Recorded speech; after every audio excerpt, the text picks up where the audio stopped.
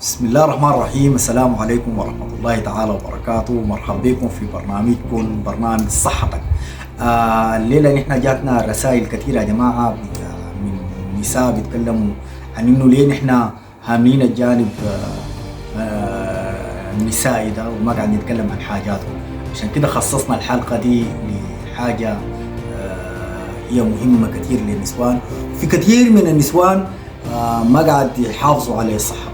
الليلة يا جماعة دارين نتكلم عن صحة الكيس بتاع الجلخة. كيس الجلخة يا جماعة بيجي بالطريقة دي، عشان لو ملاحظين كده هو كيس بيجي بطريقة اليد، عرفتها يعني كده.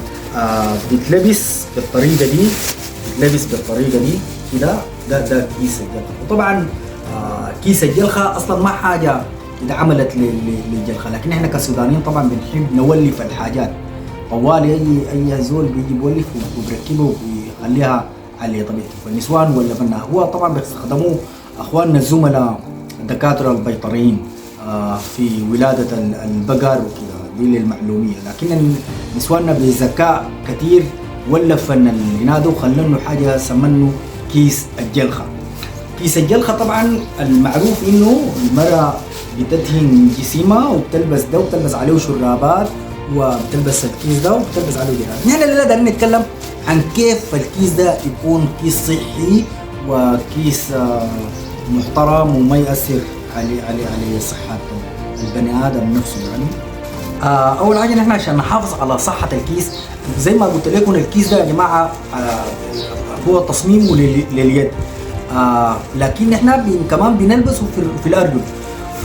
فلبس الارجل يا جماعه لازم نحافظ على الكيس، لانه الكيس ده مصمم على اصابع يدين.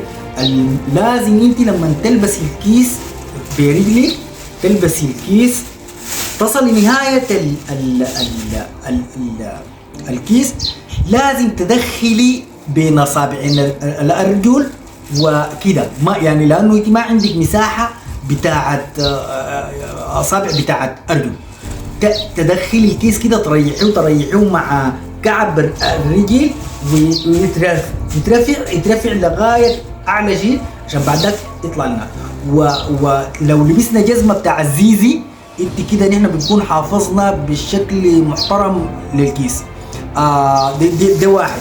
الحاجة الثانية يا جماعة، لما ننتهي ونخلص من الجلخة خالص الكيس لازم يتغسل ويتطبق بالطريقة دي، كده الكيس وما يتخطى تحت المرتبة يا جماعة. يعني الكيس تحت المرتبة بيفقد كثير من صحته، بيتأذي لأنه بيجي زول يقعد في المرتبة مع الزعاق كده بيتشرب. ولو يتخطى في بعد الغسيل يتخطى في الحبل فترة طويلة، الشمس برضه بتكون مضرة لصحة الكيس. هنا الكيس يا جماعة في نسوان طبعا برضه بيكرفسنوا ويخطنوا مع الشراب كده ويدعنوا في يا اخواننا. ده كيس بتاع جلخة. كيس الجلخة لازم نحافظ عليه على صحته، نخليه حاجة طرية كده، لأنه دي حاجة مهمة لجسم البني آدم. لازم يكون الكيس صحيح وكده. فنحن بنطبقه وبنخطه في مكان معين مسمى مكان كيس الجلخة.